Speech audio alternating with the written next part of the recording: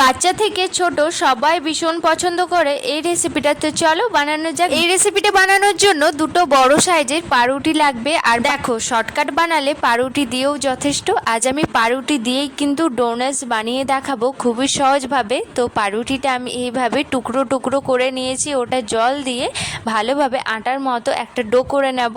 তারপর একটু লেচি কেটে নিয়ে হাতের সাহায্যে একটা গোল শেপের মাপ করে নেব। ব্যাস, একদম তৈরি হয়ে গেল ডোনাটস। তবে এটা ভাজাভুজি এখনও বাকি আছে। হালকা এটার মধ্যে তেল দিয়ে এটা আমি হালকা ফ্রাই করে নেব।